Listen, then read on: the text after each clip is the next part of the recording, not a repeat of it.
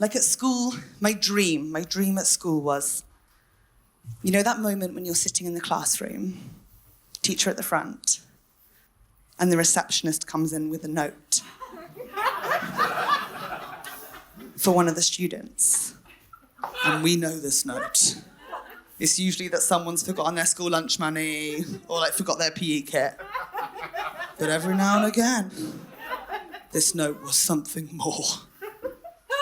And whenever this receptionist came in,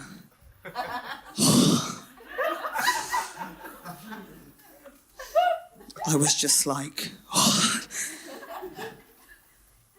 is it death?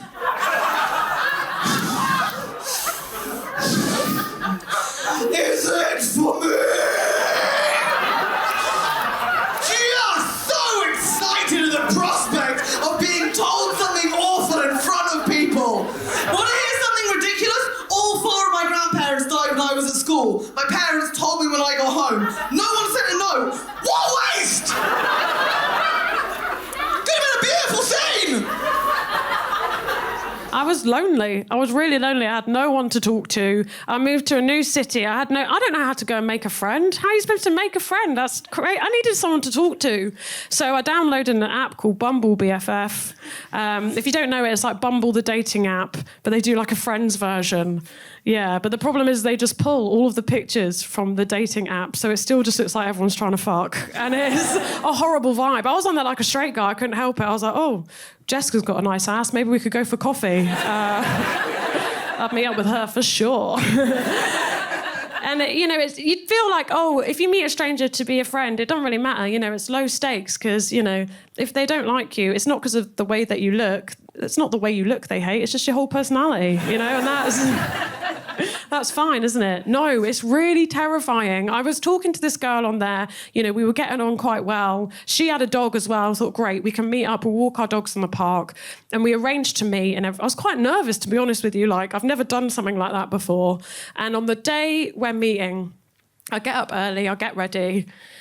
And just as I'm about to leave the house, she sends me a voice note. And she says, I'm really sorry. I can't meet you today. Because I've got to have an emergency operation. Yeah, and this is the only day that they could do. And I said, that's absolutely fine. No problem. I hope it goes well. I left it a week. Hey, hope the op went well. Let me know if you want to hang out. No reply. Left it a few more weeks. Hey, I'm going to walk the dog today. Let me know if you want to join. Hope the op went well. Nothing. To this day, nothing. Yeah. And I just really hope deep down from the bottom of my heart that she's dead. I'd rather be haunted than ghosted. Do you know what I mean? Oh, don't worry, she's going to have a fantastic time in the afterlife. I gave her my brother's number. He knows what's up. When I started comedy, it was very simple. All you had to do was turn up to the comedy club and be funny. That was it. Now, you've got to turn up to the comedy club, be funny, film yourself being funny, go home, edit yourself being funny, put subtitles over yourself being funny, upload yourself being funny, find the perfect clickbait caption so people actually watch you being funny. Comedian destroys polite Portuguese man. For example. Upload it to Instagram, watch the likes roll in. All comedy is on Instagram now, and there's a few consequences to that. The first one is, it has brought heckling into my home. Used to be, if you wanted to heckle me, you had to put a bit of work in. You had to find out where I was on, buy a ticket, take your seat, choose your moment. Only then could you say something hurtful like, hey, you look like homeless Brendan Fraser. Now... Okay. Big laugh for that today, that's hurtful. Someone said that 45 minutes into an hour-long show, which to me suggests they were sat there for 45 minutes like, this guy looks like Brendan Fraser. But not in a good way. Not in The Mummy, in The Whale! Put a lot of clips up on the socials. I've learnt a lot, to be honest. I put this joke up recently It was just a quick joke about my dog. And the first platform I put it on was Facebook. Now, Facebook is where the boomers are.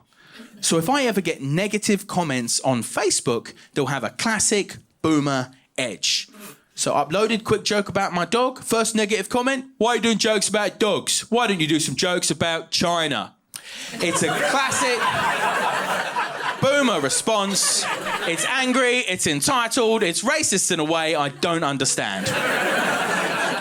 But here's the thing, same joke, I then put it on Instagram. Now, Instagram is where the millennials are. Any negative comments there have a classic millennial edge. Joke about a dog. First negative comment. Oh my God. Some people don't have dogs? It's a classic millennial response, right? It's socially conscious, but in the most annoying way possible. Finally, I put it on TikTok, where the Gen Z kids are. Any negative comments there will have a classic Gen Z edge. Joke about a dog, first negative comment. Wow. Whilst I didn't personally connect with your material, I thought the way you delivered it was a total slay. It's Gen Z! It's positive! It's affirmative! They're dancing! It's the one that annoys me the fucking most. There's something I do like about Americans, you know, there's naivety, there's something going on. They'll ask you some stupid fucking questions sometimes. Good God. I was in Berlin recently, I was doing a gig. I was with this American guy, I was talking to him, I'd say for 20 minutes. 20 minutes, me and him talking in Berlin. He just goes, correct me if I'm wrong, dude, but you're not from around here. Correct me if I'm wrong. I was like, this guy is sharp, you know, this guy probably works for NASA. I said, no, man, no. I said, I'm from Ireland. He said, word, dude. Any particular part of Ireland or no?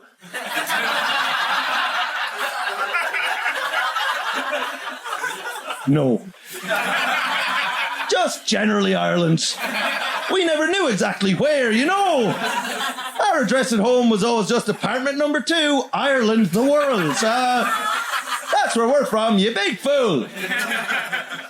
But they have something about them, though. Like, you know what it is? They're emotionally open. They're emotionally open people, which is hard for Irish people to take. Because we keep everything down. You meet Americans, it's hard for us. The guy's leaving a party in America recently, and my American friend was like, oh, you leaving, mate? I fucking love you, dog. And I was like, I think you're a nice fella too, you know. I'm not telling you I love you because you're a man and my father's still alive, you know. Because my father would sense that shit. Even back in Ireland, he'd be like, something gay is going on, you know, like. The reason I never get sad after I get broken up with, and I never get sad when I'm single, is because I came of age at a very specific time in history. I came of age in the late 90s, early 2000s, at the peak of hoe culture.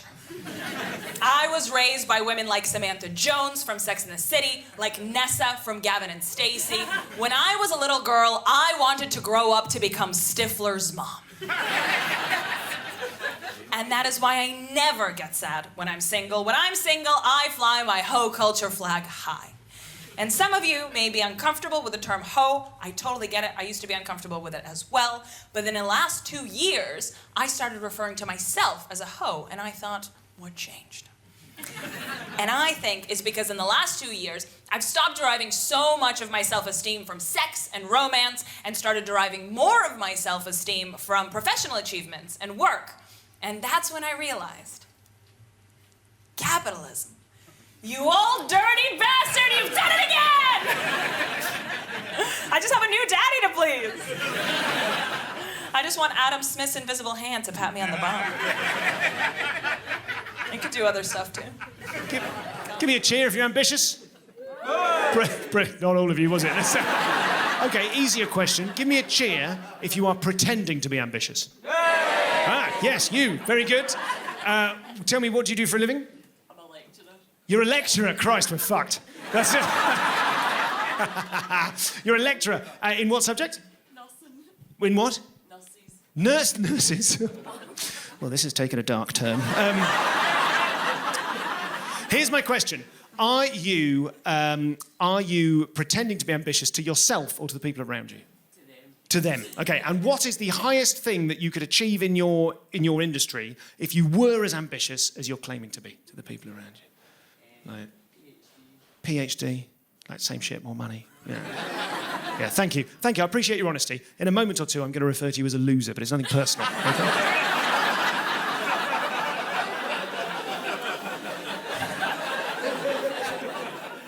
Here's the thing. Here's my relationship with ambition, right? In stand-up comedy, that's what this is. In stand-up comedy, it is absolutely full of incredibly ambitious people. And when I started, about 15, 16 years ago, I started at the same time as a group of incredibly driven, ambitious, hardworking, talented young comics, okay? Now, they are all famous millionaires.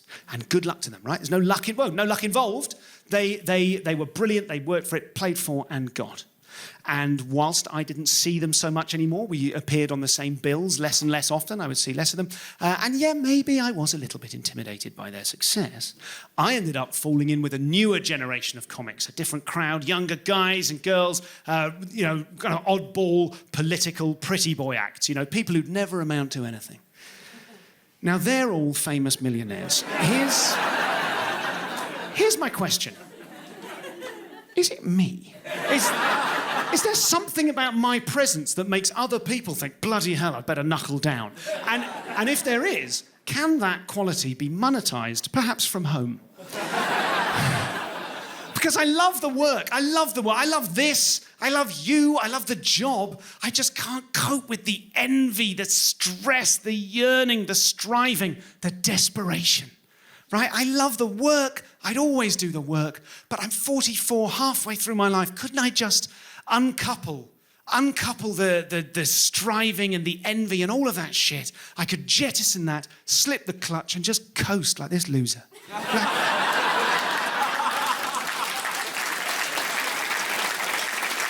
It's fun being called Vittorio Angelone doing stand-up. There's often a compere at comedy clubs and they welcome all the acts to the stage. And I do that job quite a lot. And I always take extra special care to make sure I pronounce everyone's name correctly. I think that's the kind thing to do. I'm not afforded the same kindness by my colleagues. They fuck it up so much that I've had to pre-record me welcoming me to the stage for the start of the show because I don't trust anyone anymore. Welcome to the stage, Vittorio Angelone. It's not that hard. One time a guy went, ladies and gentlemen, please welcome to the stage, Vittorio Angelone. Which isn't right. It's not my favorite. One time a guy went, ladies and gentlemen, please welcome to the stage, Vincenzo Alabaluzzi. Which isn't a name in any language. I Googled it, there's no Alabaluzzis anywhere. But neither of those are my favorite. My favorite is a guy who brought me to the stage, tried to pronounce my name, and gave up in the middle. Because he went, ladies and gentlemen, please welcome to the stage, Valentino, Which I thought was quite honest of him on some level. I kind of appreciated it. I didn't get called Vittorio growing up in primary school. Belfast's a very good place for nicknames. I had a nickname in primary school because in primary school, I had a lot of struggles with anxiety attacks. Do you know what they called me? Panicking Skywalker. Which is just great bullying. You gotta respect it. That's top level work. It's actually only the third worst nickname I've ever heard from Belfast. Number 2, there was a guy in my class called Donal. And you know when you were younger and your mum used to cut your hair? Not a lot of poor people in, don't worry about it, that's fine. Basically, Donal's mum was doing the buzzer up the back and she accidentally went too high. So she had to give him a full skinhead, like bald. Do you know what we called him for 10 years? Shmuel. You know, like out of the boy in the striped pajamas. That's a bit much for some people in the audience. My primary school was fine with it. Even the teachers in the register were like, Shmuel, here, okay, he's fine. That's true, he's a dentist now. He puts the gold fillings into people's teeth.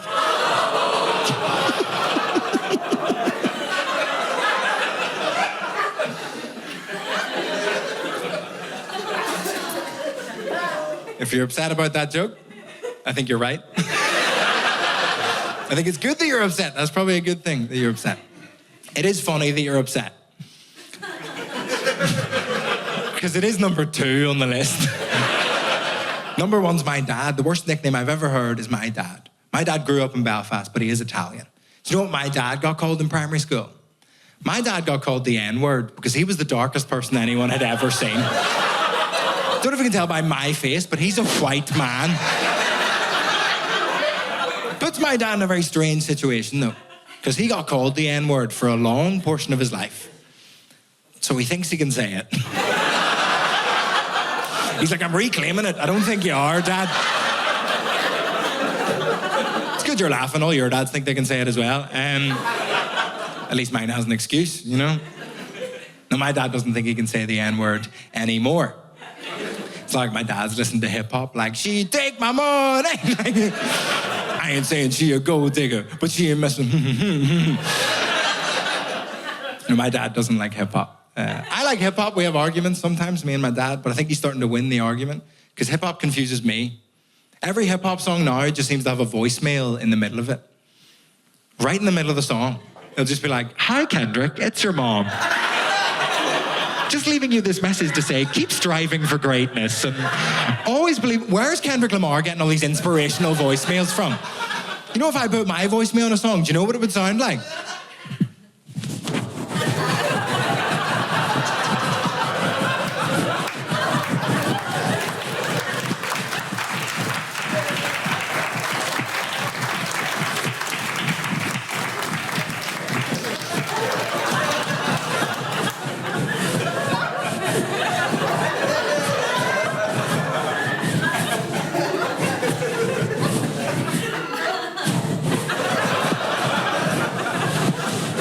Oh, fuck, sorry. And that's all they ever are.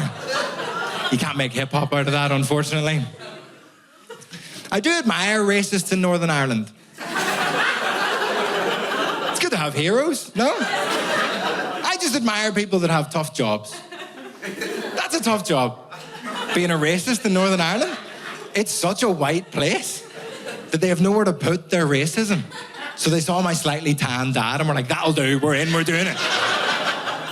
It's such a white, Northern Ireland is such a white place. And people don't believe me. It fucking is. It's, just ask Liam Neeson. If you don't remember what I'm talking about, Liam Neeson on TV, in an interview, decided to tell a little story. He told the story about how his friend had been assaulted by a black man in Northern Ireland. And in his very Liam Neeson way, he went, so I got a bat. And I walked through the streets of Northern Ireland for 2 weeks trying to find some black bastard to beat the shit out of. Liam Neeson tried to find a black guy to beat up for 2 weeks and couldn't. That's incredible. And he just ran out of racism. After 2 weeks, he was like, they're fine, I guess. Because he had no one to be racist to. And I think that's the solution to racism. Just get rid of them.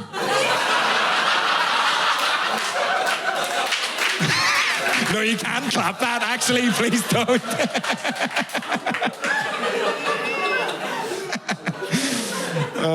Jeff Bezos, are we fans? Somebody asked you if you are a fan of the greatest human being living on the planet. You go, yes. This is the last time I'm performing this show. I've performed this show over 100 times. It's not your fault. Every time I come out and ask you fuckers, the public, if you're a fan of Jeff Bezos, I go, yeah. Fuck you. Jeff Bezos is the only thing that gives your life shape and meaning. You're pissed out of your mind at 3 o'clock in the morning, you want a paddling pool, Jeff makes sure it's there the next day. You're there going, yeah, I don't like it, yeah. The level of ingratitude is disgusting. Because I told you earlier I went on a spiritual journey and I've been on a quest. I have been on a quest, so you don't have to. Because you're busy, aren't you? You've got things on. You can't go on the quest, so I went for you. Because it's important, because we are living in biblical times. I don't know if you noticed, but this is it. You're living in the Bible. You are, and not the fun bit at the beginning. Not when they're having fruit and fucking each other. The bad bit at the end. Plague, pestilence, war, famine, here you are, living in the final chapter, and the prophets walk amongst you. And I'm sorry, this isn't the answer I wanted to give you, but I did the research. Turns out it is the straight white male billionaires. I'm sorry, that's not the answer I wanted to give you. I went looking. I tell you, mate, I wanted to tell you something else, but it's true. It's the straight white male billionaires. Jeff Bezos, he's Jesus Christ. People have been bollocking on about Jesus Christ for 2,000 years because he turned water into wine. That's one product. Jeff will turn your desires into anything. He spent his entire life removing middle management from society. His name's Jeff Bezos. Take the middle out of that. It's Jesus. It's so clear. It makes so much sense. Jeff Bezos is Jesus. Musk is God. Steve Jobs is the Holy Ghost and Branson's the Virgin Mary. It makes so much sense. People who have very vibrant sex lives have a safe word to stop play. I mean, I don't know why I'm using a sporting analogy. I don't know what goes on there. But they do. I mean, I would have thought a good word to use would be no. Or hey, get out of it. That kind of thing. Surely that would do the job. But they have like all these banana. I mean, banana's probably the worst one you could use, I would say. It's the last thing you want bringing into the bedroom. I just think, like, I do actually have a safe word in my sexual life. I don't do anything kinky. I just find it quite time-consuming. You know, he's there humping away. And I'm thinking, I've got a full Kindle on the bedside table there. So I just whisper the safe word. I just whisper, Captain Tom. Hey, don't stop him. Speeds him up. Yeah? Hey, listen, don't sit there feeling sad because I've mentioned Captain Tom. This is what Captain Tom would have wanted.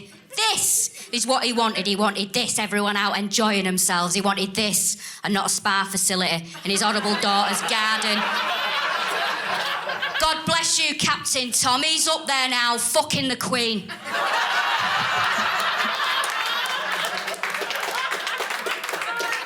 And he is. He is, whether you like it or not, that's what's happening. Don't be upset by that. But the Queen, listen, it's till death do us part. She's not up there with Prince Philip. Till death do us part.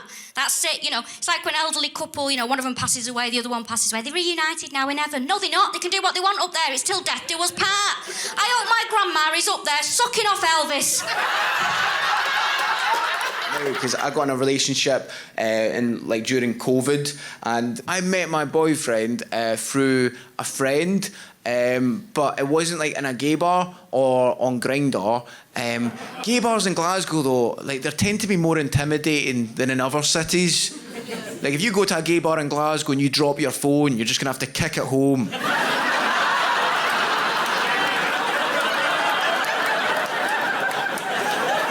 The thing is, it's also like during lockdown, it's a difficult time to get in a relationship because you're trapped in the same house. It's like The Shining every single day.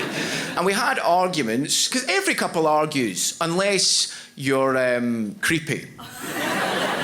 You know those couples that you meet, they never argue, and they glide up to you at parties being like, we never ever argue. Looking at them and you're thinking, one of you is going to be on the news someday.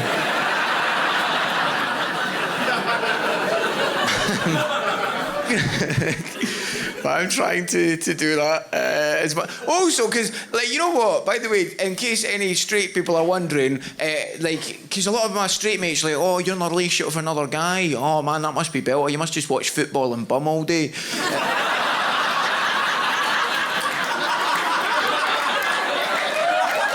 It's like, no, I wish.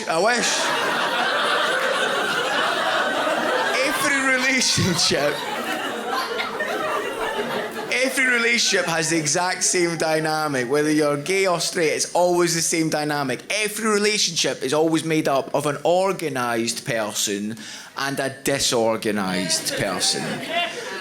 And I can see who's in a relationship because you're now looking at each other going, you'd be living in a bin if it wasn't for me.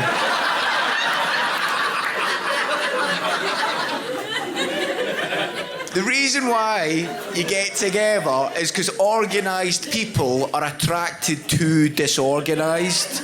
Because the first time they see them, they fall for a trick. Because they go, wow, they're so laid back. They must have everything organised.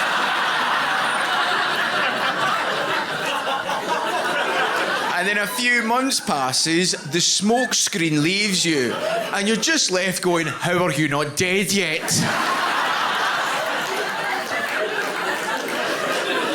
And by this point, it's too late, because you're thinking, I wonder if I should break up with them, because I thought they'd be organised, but in fact they're disorganised, and I'm having to organise my life and their life. I'm exhausted, I haven't slept ever since I met them. Oh my, maybe I should break up with them. I can't break up with them. I've made plans for us both. It's going to totally ruin that spreadsheet I made for us.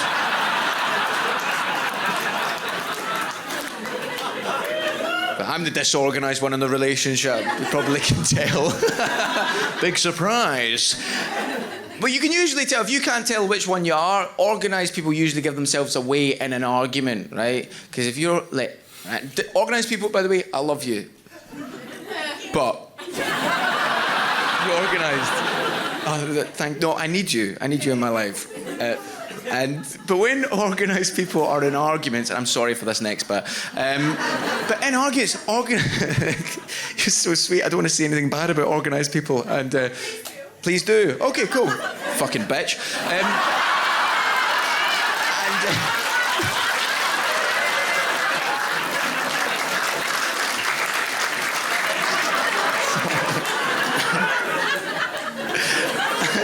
You're American as well, yeah? Oh, cool. I could hear from your accent. Yeah, I know. I love as well. I called you a bitch and you laughed and you're almost in a kind of American kind of thing of, oh my God, Scottish culture. Come on, get on with it and call me a cunt. Come on.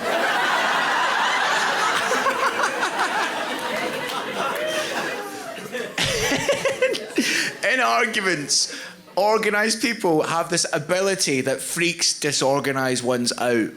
In an argument, organised people do the thing of they don't have to argue about things at the time. They can store them up. It's almost like they've got a box in their brain. Oh, I didn't like that comment there. It's not big enough for an argument now, though. What I'm going to do, I'm going to take the comment that you just said, I'm going to put it into this box, and then when we have a big argument, that'll be the ammo. There's no room for context in the box, I'm afraid. Intent doesn't fit in there either. I'm getting used to the thing of being in a relationship, because I've been single for like a year and a half, and that's what I want. I was like, oh, I want to be in a relationship. I want to get called special by somebody and them not do the air quotes. Oh man, there's one thing you have to learn in a relationship, I've noticed, is when your partner comes home from work and tells you about their day. That's fine. Don't mind that at all. But you know when they start telling you about the person that they work with that they don't like? And the number one rule is you have to take your partner's side. Even though the other person is probably right. But in order for you to take your partner's side, your partner, when they're quoting that other person, will give them the bitchiest voice ever. They'll be like, oh God, you never guess what Sandra said to me today. I was like, hi Sandra, can you please take your stuff out of the fridge? Because it is actually my fridge. And you wouldn't believe what Sandra said to me then. She was all like, that's my injections and I've got diabetes.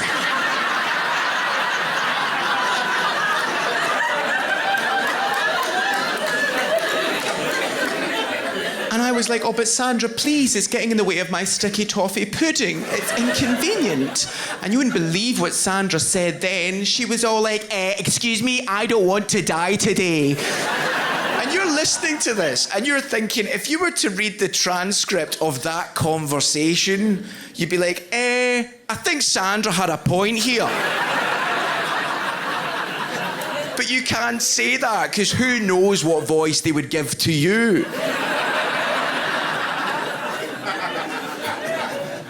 That's one of the main rules of the relationship. I never expected as well to go out with a posh person with a job. Well, my mum's very posh. She's a posh Scot. My mum talks like this. If you have heard a posh Scot talk before, it is like this. So my mum sounds like a whale. She's one of those posh people that don't seem to have any bones. Like, You know the ones he's in, like, gliding through Waitrose, like... I have to do that again because he won't know what Waitrose is in America.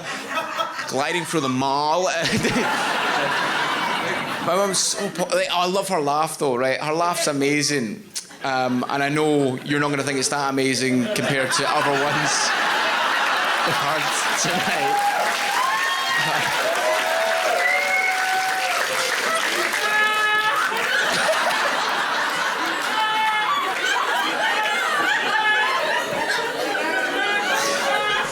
Amazing if it was actually just somebody with a YouTube video on repeat of just somebody falling down a well.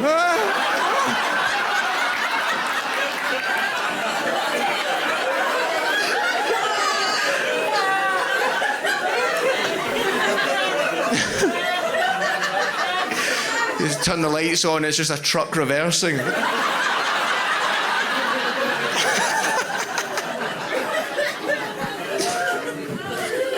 But my mum's laugh is so funny, right? Because she only ever gives you one ha, and then her voice is extraordinary. It's just hee.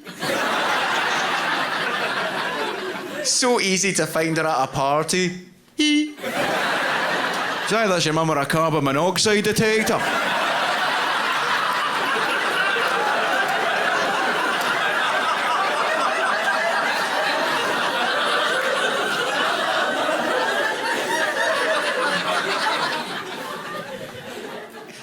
Sometimes you get a few ha's off of her. She'll be going, hee, hee, hee, hee, hee.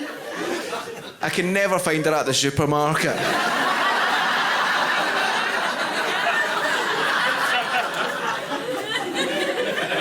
I've only ever seen my mum like laugh her head off a few times. All the ha's come together very quickly. Like, my dad was sat next to me and goes, Jesus, Mary, you sound like a metal detector.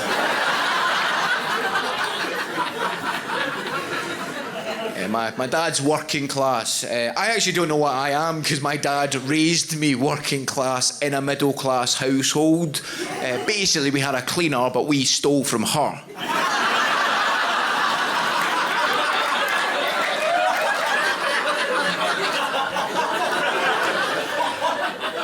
But they are very funny. They've got good banter, my parents. Like, you know that mate, right? My parents are this, right? You know that mate that if they think you're wrong about anything, they'll bet you £10 on it. Being like, oh no, mate, you're completely wrong. Bet you a tenner. They bet on elections, which makes it more interesting when it's not going your way. At least, like, they always vote Conservative though. And obviously I'm not a fan, right? And I did try and change my mum's mind. I was like, Mum, why are you voting Conservative? And Mum was like, well, Larry, when you get older, you become more right-wing.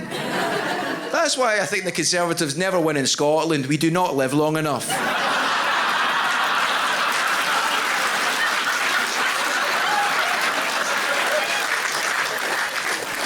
But they are very Catholic, though. That's probably why they vote that way, because my mum and dad are Catholic, and I'm Catholic as well. And obviously not a good Catholic now. Now I'm just an overqualified altar boy.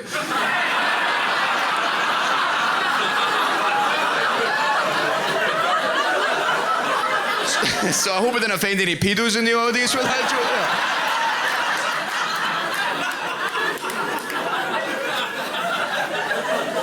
there. It's something you have to worry about is offending people now, isn't it? You have to worry about offending them. And the thing is, I actually wanted to be a squeaky clean comedian for a long time. Genuinely, I really wanted to. All right, I can do it now. Right, hold on. I wanted to be this guy. Right, here we go.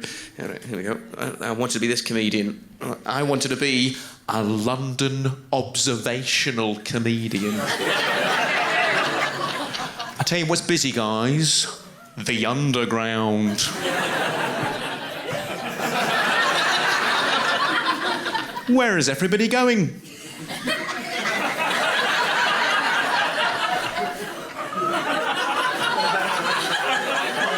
You could take a car, couldn't you? But a congestion charge, get lost.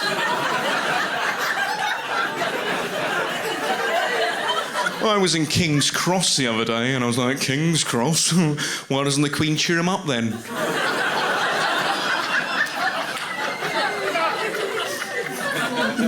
London observational comic. Hope you enjoyed him. He'll be back later. Oh, by the way, Scottish people, do you know that English people tend to think we're backwards? It's so weird, because when I moved down to England, loads of Londoners were like, oh my God, have you just moved down from Glasgow to London to escape homophobia? Are you a gay refugee in London? As the Scottish people are not homophobic, we've got a rule in this country. It's either you're a good cunt or a bad cunt.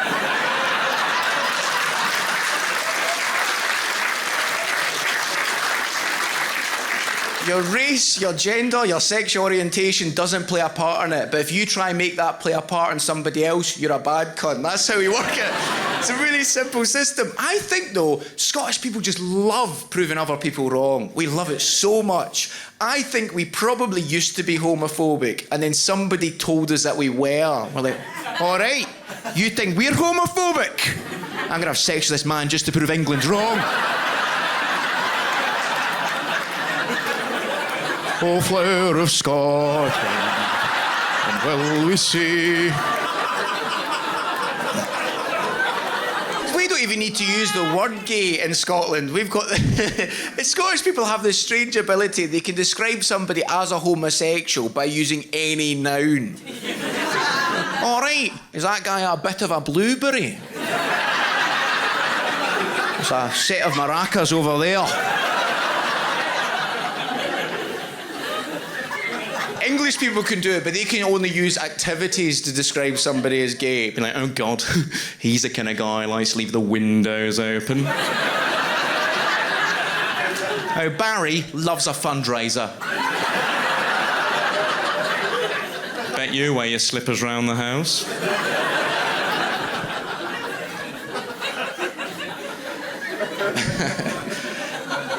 I moved down to England a long time ago. I moved back and I had to live with my parents again. And oh man, the banter was too much. I had to move out again. See, living with my mum, that's the thing, right? My mum would take the piss out of me, which I'm fine with because I'd make fun of her voice. Because me and my mum don't always see eye to eye because hers at the side of her head. Whale joke.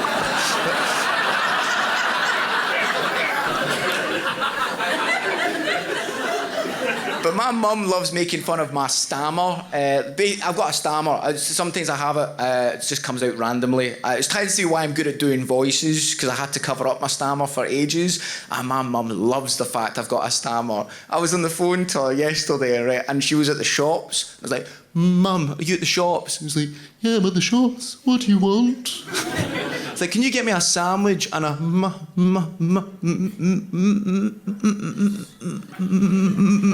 muffin? Okay, I'll get you a sandwich and 23 muffins.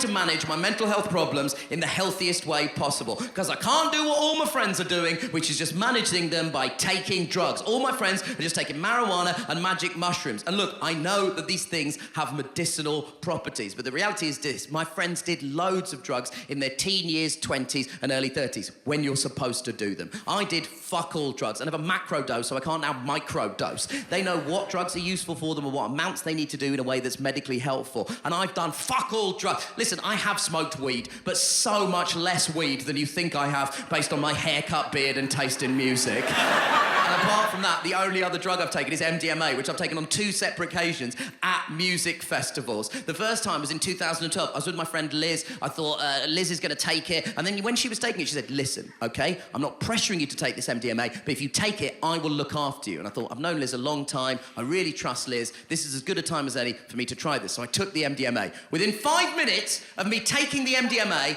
I would say Liz regretted that offer more than any she has ever made in her entire fucking life. Because within 5 minutes of me taking the MDMA, I was this close to her face, and I was just saying, Liz! Liz! It's not working! Liz!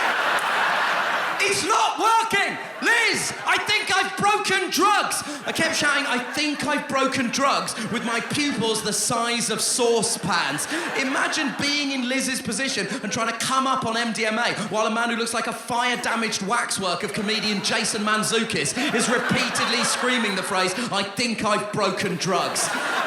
And the second time I took it, I did have a better time, but only because my friend and girlfriend dusted it into my beer like giving a dog deworming medication. And apart from that, I have done no other drugs. I have never taken cocaine, which I imagine will be a great source of relief to every single person in this room, because no one has got to this point in the show and is thinking, this guy needs to do some cocaine. I actually think he would benefit from talking faster and more intensely about himself, his opinions, and his emotions. Never taken cocaine, never going to. You can't start taking cocaine at 39. No story that ends well involves the sentence, and at the dawn of his 40s, he embraced the cane. But when I said to my friend Matt, I've never taken cocaine and I'm never going to, the only thing he said was, with that nose, what a waste.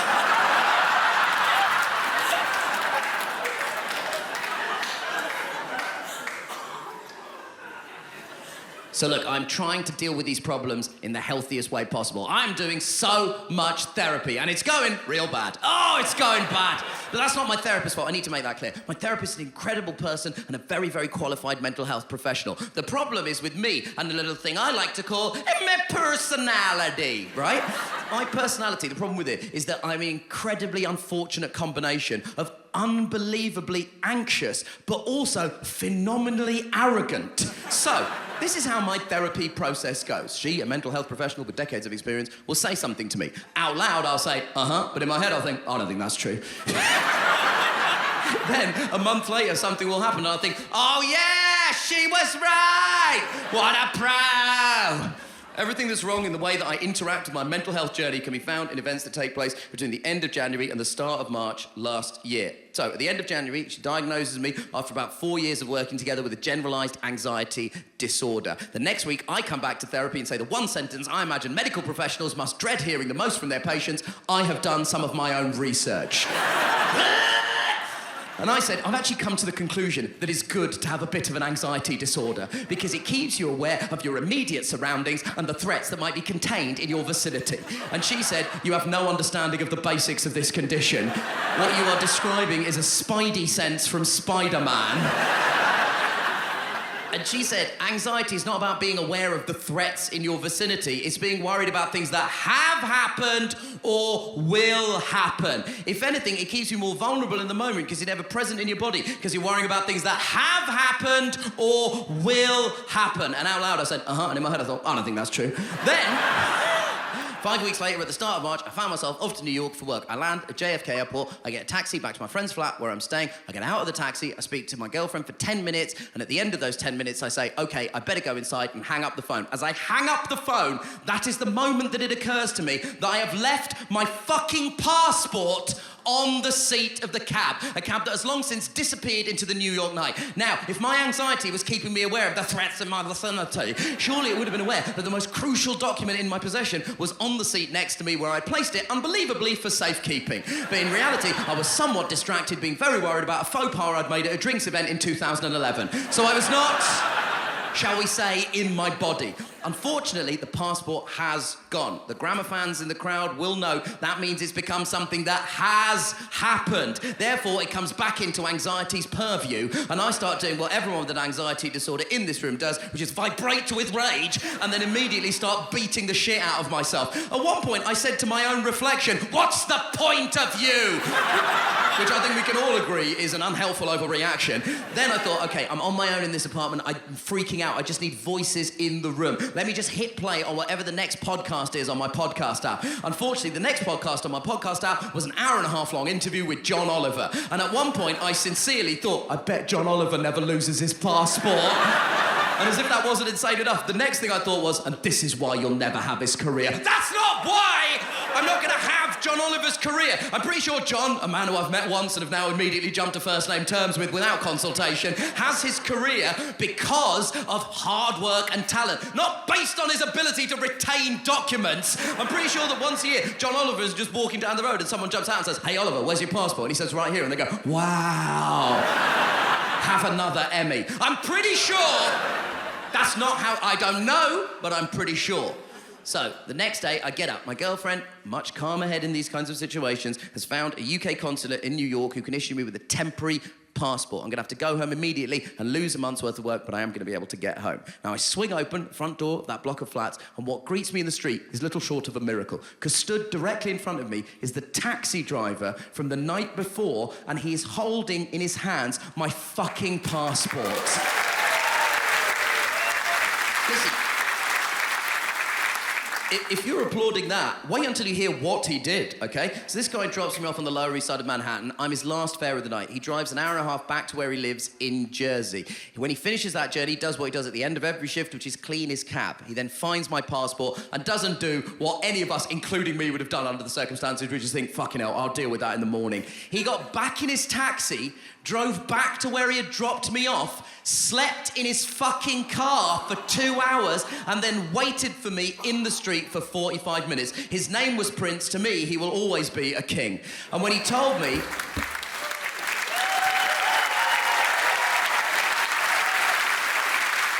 when he told me what he had done, I said, "Prince, why did you do this? I so appreciate that you did this, but why did you do this?" Now, some background. The thing you need to know about Prince is his family's Indian. He's from Punjab, my family's from Kerala. In the cab ride over, we talked at some length about our shared Indian ancestry and upbringing. So when I asked him why he'd done it, he said this to me. At the end of the day, I thought, I'm Indian, this kid's Indian. I don't want an Indian kid running around New York without a passport. I know how scary that can be. And in that moment, yeah, I realised something genuinely profound. Racism is incredible when it benefits you. Because based on the look in Prince's face, if that had been a white guy's passport, he would have immediately frisbeed it into a New York City sewer, whipped the bandana off a Ninja Turtle while shouting, "That's for giving one of my jewels to that woman."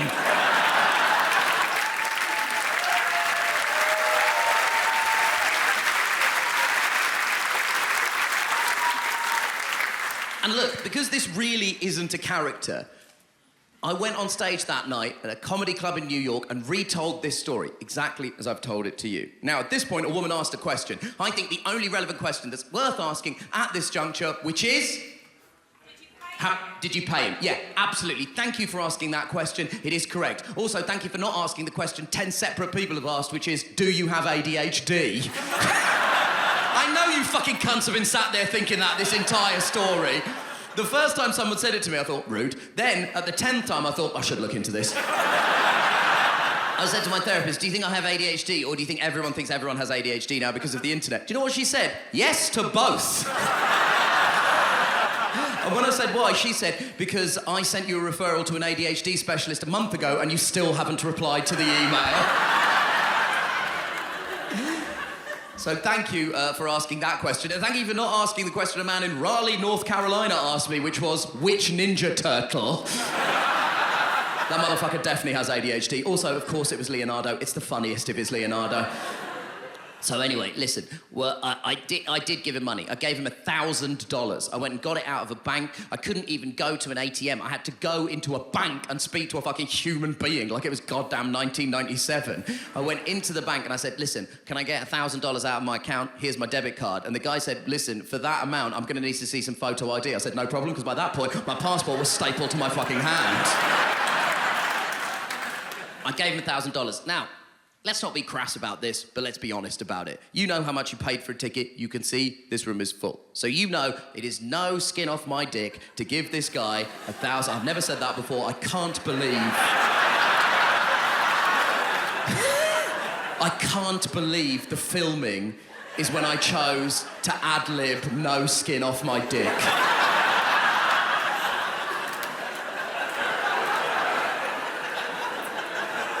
Jesus fucking Christ. It was truly no hair off my ball bag. Look, you can tell it's fine. You can tell it's fine for me to give this guy $1,000, right? You understand the maths. Now, what I would say is in a random New York City comedy club, there was less of an awareness of my financial situation or wider body of work. So when I announced that I'd given this man $1,000, immediate audible suspicion broke out in the room as people just started loudly saying, how did this man have access at that speed to $1,000 in cash? Is he a sultan? Is he a drug dealer? Is he one of the ones that owns Manchester City? There was huge speculation. I heard the speculation, became defensive, and find myself saying, I'm actually very famous at home! At which point, a woman sat right in the front row, puts up her hand and says, I'm from England and I've never heard of you!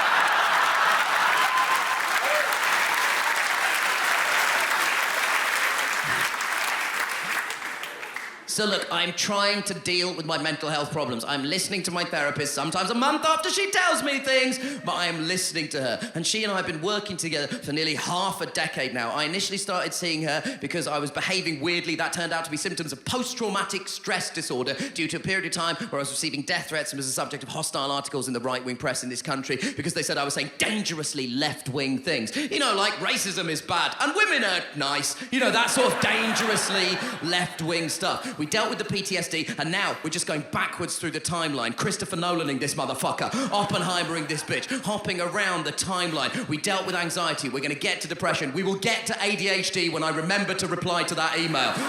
But one of the first things she said to me was this. I said, listen, I'm having trouble sleeping. That's not an uncommon thing in my life. When there's something going on, I often am unable to sleep. And she said, how much exercise are you doing per week? And I said, because I think exercise is fucking boring, and I think people who talk about it with too much enthusiasm shouldn't be allowed to have children. I really believe that. Okay? Listen, I know that we want to pass on the genes of our healthiest people, but at what cost? The cost of interesting conversation. And I said this to her, and she said, I don't care. I'm not opening a conversation with you about exercise. I'm telling you, you have to exercise for your physical, but also your mental well-being. And I was saying to my friend, how the fuck am I going to exercise? I'm fucking bored of exercise. And he said, why don't you come and play football with us? My friends meet every Tuesday and play football. I said, I love football, but I'm bad at it. He said, we're all comedians. We're all bad at football. So come down. And I started going. And lo and behold, I fucking loved it. For 3 years, I was doing 90 minutes of exercise per week. Now, I know that that is not enough, but that is an on-average increase in my life of 90 minutes a week. Then, in the summer of 2023, I suffered a terrible sporting injury. I broke my little finger. Now, that's not supposed to get a fucking laugh. That's supposed to get, like, a little bit of sympathy from the audience that I then... No, don't patronise me now. It was supposed to get sympathy, and then I throw the sympathy back in the audience's face when they find out the slapstick fucking way I injured myself. Based on how much people like you fucking laughed at just me breaking my finger, when you find out how I did it, you're gonna spontaneously combust in a cloud of jizz. Okay, get ready. We're about to lose audience members because the way I broke my finger was that during a game of football, I sat on my hand. Everybody's jizzing everywhere. It's like Pompeii up in here. I will tell you the full story, okay? I was playing football and I was in goal. Everyone has to go in goal for 10 minutes. That's how the rules of five-a-side football work. No one likes it, but everyone does it. I'm playing in goal and my friend is bearing down on goal. And he goes to shoot this way, so I start to crouch down. At the last minute, he cuts across the ball, so it goes across my body, and I managed to flip my body weight in the opposite direction and save the shot with this boot. I want it known that I fucking saved the shot, okay? And the reason I want it known is it was the high point of my sporting career that was followed by the low point of my sporting career. Because I've done so little exercise in my life, I think I've got some muscles I've never used. So the speed of me doing this caused me to pull a muscle in my neck. I fell backwards like this. Ah! and then landed with my full body weight on my little finger via my arse. I broke my little finger with my own arse, which doesn't even make sense because my arse is thick, juicy, and delicious. However, I didn't realise that I'd broken my finger. This is a public service announcement. You have fewer pain receptors in your fingers and toes than you do in other parts of your body. So if you think you have badly bruised your finger or toe, you have probably broken your finger or toe. Now, I did not realise this, so I was just plastering it out myself and going about my business. 3 days later, I found myself on the set of a television show, and a medic who's there for insurance purposes says, "Can I help you with anything medical?" I say, "Ooh, yes. Can you tape up my finger properly, because it's badly bruised?" She takes one look at my finger and says, "That finger is broken." And I said, "It's bruised!" She said, "It's broken." I said, "It's bruised!" She said, "It's broken." Are you noticing a pattern emerging here with me and medical professionals? At one point I said, "Listen, I know you're a medical professional, but at the end of the day, you're white, I'm Indian, medicine comes naturally to my people, okay?" It occurs naturally in our bloodstream like midichlorians and the Force. And she said, and I don't think this is a textbook-approved phrase, "That finger is fucking broken." And I went in search of a second, browner opinion. Unfortunately, one was not available due to the fact that I was in a place called the Isle of Wight, which, if you've not been, is, as the name suggests, they are delivering on being an island of white people to the extent I think is where they make them. Just assembling them in factories with Mumford & Sons blaring out over the PA system so everyone comes out that extra nice crusty white. So I went to see a white doctor on the Isle of Wight who did a white x-ray on my brown hand and said, "Yeah, that finger is broken." It turns out the medical professional knows more than the man who drank his way to a joint honours degree in history and English literature. But then she said this, "Listen, when I say it's broken, that's actually a misnomer. What I mean is it's dislocated." Now, this is a good thing because it means it's an easier fix. All I have to do is pull it out and pop it back in again. I said, "Fantastic, Doc, let's get this show on the road. I need to be back on the set of this TV show. The people need entertainment." And she said, "Do you want any gas or air?" And I said, "Why? I'm not a fucking prego." Because that's the thing about toxic masculinity. It flares up sometimes for no reason. It's like athlete's foot of the very soul.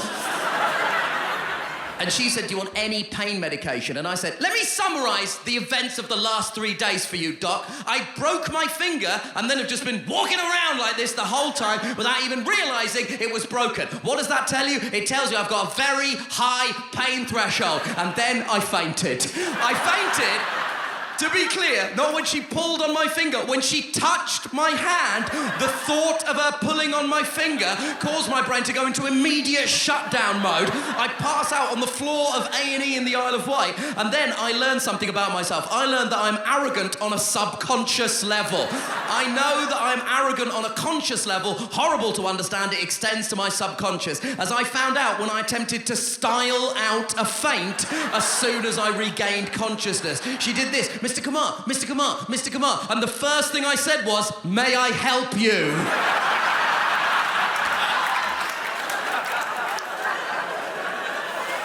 As if she had inconvenienced me. So then by this point, I'd landed on the finger and broken it even worse, so I had to come home and get it operated on. And now it bends like this, but apart from that, it's absolutely fine. Now, listen, this is supposed to be where this bit of the fucking show ends. Then, on the 1st of October last year, in the middle of the UK leg of this tour, something happened. I was back playing in my regular game of Tuesday football, and I was running back into my position. I'm a defender. I'm a defender. I was running back into my position, and out of the corner of this eye, I can see that my friend is about to take a shot. I think he hasn't seen me. I could just spin my body this way, stick this foot out, and knock the ball out of his path and prevent him from taking the shot. Now, I am correct about all of these things. I spin this way, stick this foot out, knock the ball out of his path, prevent him from taking the shot. Here's what I don't prevent him from doing: starting to take the shot. This man swings into the space where he thought the ball was and crashes studs first into the top of my foot. And all I can think in that moment is, I don't think that is bruised. And I'm only telling you this, Hackney, because I consider this story to be one of great personal growth. Because what did I do? I immediately went to hospital. I went to hospital and had an x-ray done on my foot, and the doctor came out and said, "Yeah, you've broken your toe." Now, when I say you've broken your toe, that's actually a misnomer. What I mean is you've dislocated your toe. Now, this is a good thing because it means it's an easier fix. All I have to do is pull it out and pop it back in again. And then she said, do you want any pain medication? And I said, I want every piece of pain medication you have in this hospital. Here's what I want you to do. Get all of it, put it on a table, split it in half. Take the first half, shove it down my throat. Take the second half, ram it up my arse. While we wait for those two groups to meet in the middle, I want you to inject me full of whatever killed Michael Jackson. She said, lidocaine will suffice. She injects my foot with lidocaine, it goes numb. She pulls it out, pops it back in again. And then I had to wrap my foot in a bandage, and for the next month, I had to do shows sat on that stool, thus failing to fulfill 50% of my job description as a stand-up comedian. But then after that, it was absolutely fine. And initially, I was reluctant to tell either of these stories on stage, right? Because it doesn't feel consistent with my personal brand. This is not how you, my audience, the fuming, disgruntled leftists, want me to have injured my neck, hand, and foot, is it? You want me to have injured my neck because I was nodding too vigorously at a Naomi Klein op-ed piece? You want me to have injured my hand and foot because I was banging on the table while stamping on the floor and shouting, injustice is bad! But then I had to think about it, and I realised nothing other than these two stories could be more central to the core of my personal brand, because ultimately, a summary of both is that I hurt myself quite badly by turning too enthusiastically to the left.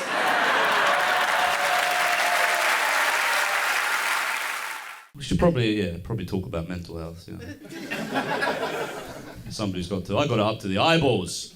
I had a breakdown recently. I had to take myself to the doctor. I was like, Doc, you've got to help me, it's getting too much. I can't tell the difference between Channel 4+1 and Channel 5 anymore. You've got to do something. She gave me the once over and she goes, you've got OCD. It's giving OCD is what she said. Do you know about OCD? OCD, if you don't know, it's when you sort of like tidy up too much because you think it'll make your dad come home. Okay, couple of hands to foreheads for that gag. I'm afraid if that's your threshold for upset, you're in for an extremely fucking tedious hour. You don't have to worry about it though. That was all right. That was just a joke about my dad. My dad was around when I was a kid. I just only got to see him on weekends. My parents weren't split up. I was just busy.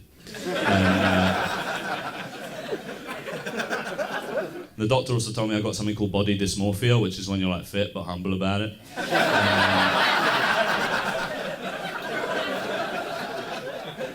And it's kind of an awesome mental illness to have.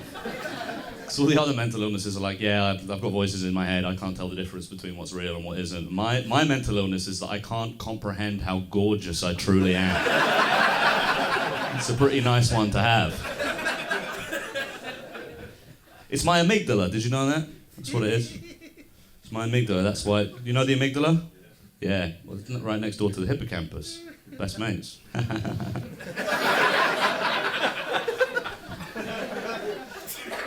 Well, the amygdala, it's the slice of your brain that processes complex emotions, right? And they did a scan of loads of people like me, and everyone's amygdala's too big, and they think that's why we're like that. Which is strange to me, because it's the bit that does emotion, so you'd think it would be good if it was a bit big, but apparently it's a catastrophe. It's like, you hear about those people whose tits are so big that they have a bad back. That's what's going on in my head. The love and punchlines bit of my brain is so fucking chesty that the suicide prevention bit has scoliosis. I'm a danger to myself and others because of my busty little minx of a brain.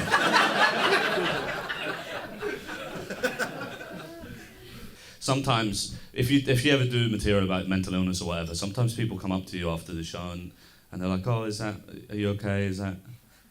Which is crazy to me. It's like watching a Batman film and going, oh, I hope Gotham's all right. It's not real. It's real, man. And it's going to get increasingly real for you. I've been trying to fix myself. I've been teaching myself therapy speak on Duolingo. I'm not fluent. I know just about enough to gaslight a waiter.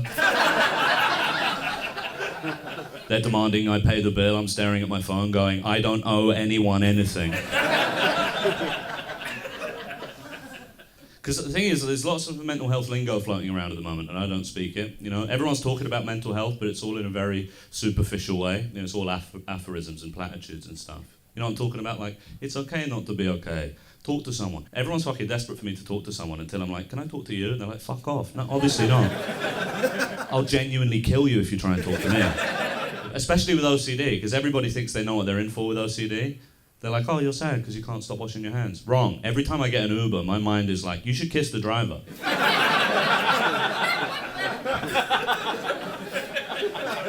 Why don't you lean forward and tenderly kiss the Uber driver? Why don't you search his mouth like an anteater? I don't think I want to do that. Yeah. Hey, I've got a bright idea. Why don't you flick your lit cigarette into that busker's guitar case? Yeah, I could do, yeah. I heard an amazing piece of superficial mental health speak recently. It was amazing. I went to one of those group therapy sessions because if you don't know, if you want to get mental health treatment on the National Health Service, that's actually not allowed. So what they do if you're in genuine need of therapy is they go into the waiting room and they scoop you all up in a big net and they make you do it in a group. It's kind of like the Actors Round Table for schizophrenics. And I went to one of these group therapy sessions and the guy next to me told us all that he was in suicide recovery. Isn't that amazing? I was like, oh. Famously hard to recover from, I thought. And here I thought that was sort of the whole promise of the thing. Kurt Cobain turning up to band practice 2 days late. Tape all round his head. No, I'm sorry, I'm sort of in recovery now, boys. Sorry about all that. I'm in recovery. I realised I had a fatal addiction to launching my head into space with a gun. And I'm in recovery from that. I'm very interested in that kind of, that instinct to use obscurative language. Here's an example. I was reading my local paper recently and there was an article about a man in my area who died in a car crash. Yeah, sad, I know people who've died in car crashes, but it was quite confusing because the article didn't say that he died in the car crash. It said he passed away in the car crash. That can't be true. You know. So that's a misprint or maybe journalistic malpractice. I couldn't imagine a world where this guy had passed away in a car crash. As if he paused the car crash, lived a full and fruitful life, and then resumed it when he was at peace with the idea of being sent to the moon by a lorry. You remember that little submarine? None of them passed away, did they? You don't gently relinquish your hold on this mortal coil when your body is turned into a red cloud at the speed of light. There wasn't a quote from his widow that was like, yeah, my husband has passed away peacefully, surrounded by family, after a brief battle with a car.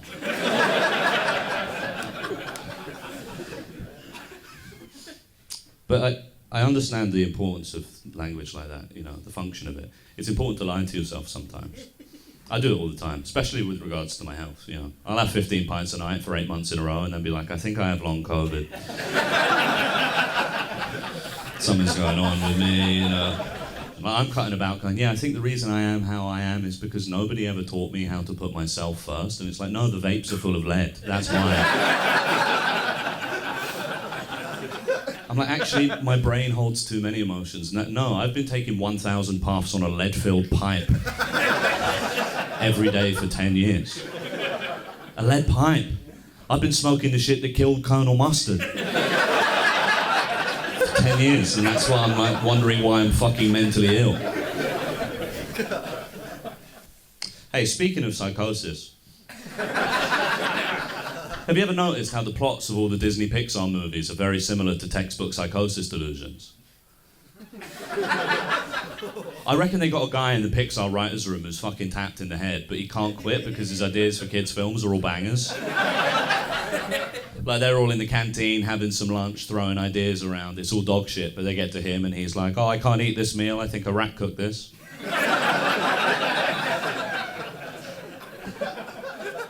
Say that again. Coming into the office all sad. Yeah, I think my wife's cheating on me with a bee.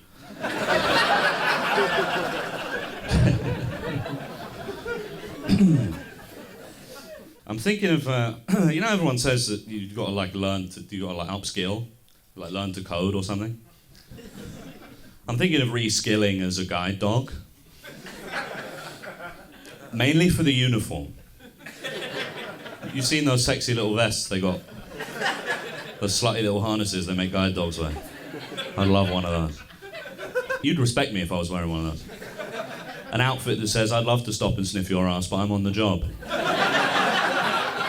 I'm dedicated to my work. God. I'd be such a brilliant guide dog, you know. I'd be chatty like a cab driver. That would be like my thing. You know, like it hooks me up to the lead and I'm like, all right, boss, where are we going today? Don't worry, I'll be your eyes and ears. He's like, just eyes is fine. I love seeing a guide dog because they're the embodiment of like dutiful solemnity. Do you know what I mean? They stick by their person through thick and thin.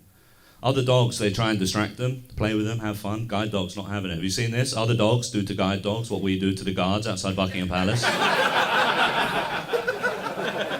they're like that. They're not having it.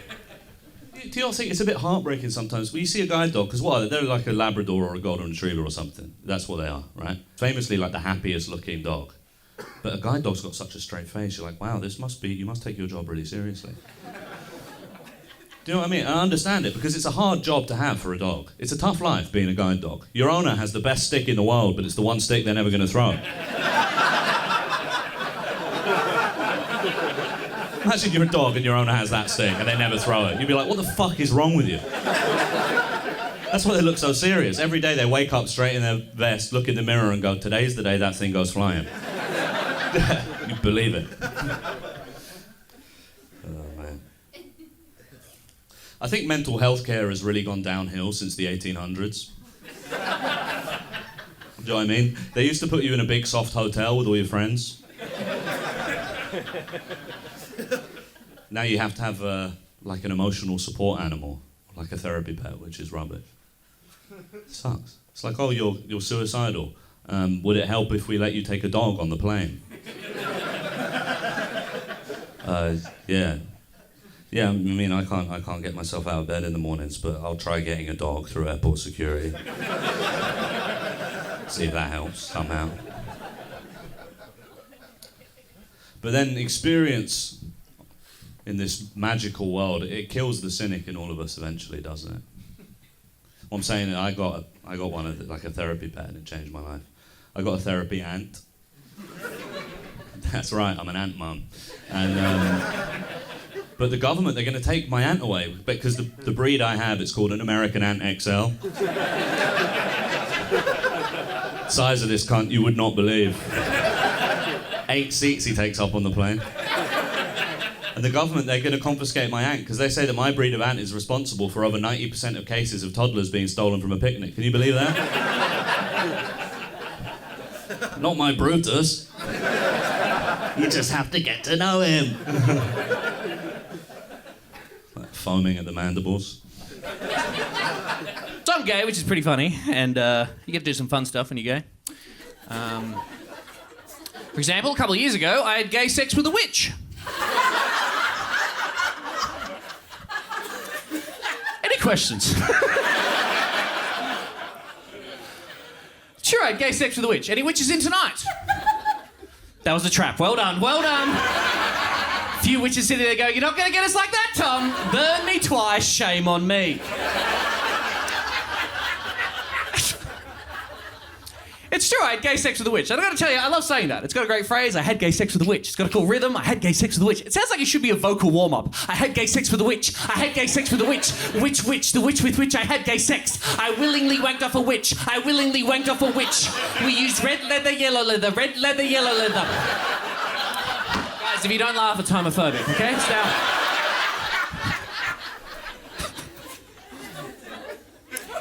Here's what happened. I was at the Edinburgh Fringe Festival in 2019. I met a man. I liked him very much. We started flirting. We went back to my place, and he brought up the topic of astrology. He asked me if I was a Sagittarius. I said, no, thanks. I'm vaccinated.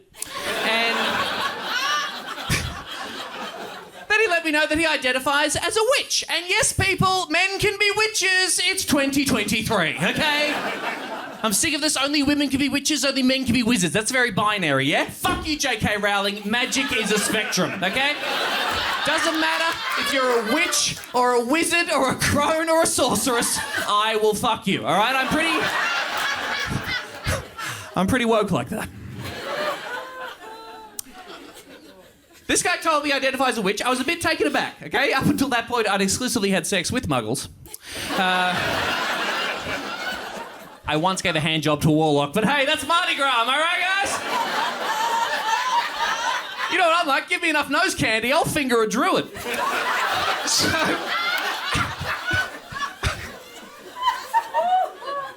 told me he was a witch, I was a bit freaked out, and then I sort of got over it, and we had a lovely time. He went straight to Hogwarts, that's what I call my penis now, and he earned 20 points for Gryffindor, I'll tell you that much. He sank that basilisk fang into my chamber of secrets. And at the end, he came all over me, and I was like, oh, I'm melting! And we laughed and laughed. Like this.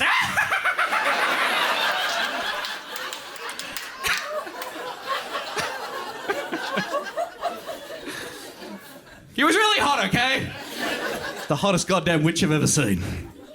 He was so hot, I could ignore the fact that he told me he was a witch, okay? That's a level of hotness we're talking about. Fucking witch hot, all right? I'm not witch hot. I'm fine. If you were considering having sex with me and I told you I was a witch, you'd go, I'd probably leave it. Not this guy. He was witch hot.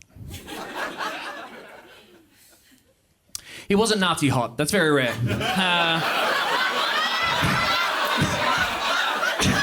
Nazi hot is very rare. Chris Hemsworth is Nazi hot, okay? If I got to fuck Chris Hemsworth just before we started, said, by the way, Tom, I'm a white supremacist, I'd say, haha, you're funny, no talking. Yeah!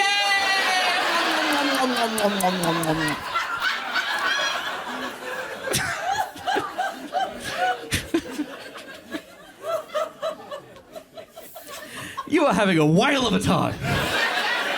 I don't love it. Everyone else, get to her level, please. Yes, I'm a queer man and I'm in love. Thank you very much. I'm excited. I've got a boyfriend. We've been together for 4 years. I love him very much. He's fantastic. He's probably the most homophobic person in my life. Which is a bit odd. I've been called a faggot by the man who sucks your dick, but it really throws you.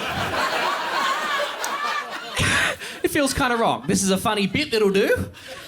We'll be having a romantic moment. I'll look in his eyes going, I love you, man. You're the best thing that's ever happened to me. And he'll just pause and go, gay. It gets me every time. As a queer man, I'm offended. As a comedian, I'm delighted. That's wonderful stuff.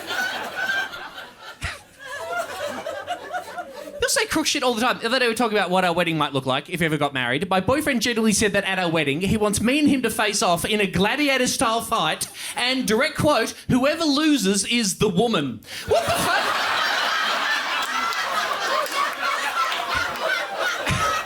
Am I dating my high school bully? What the fuck is this shit?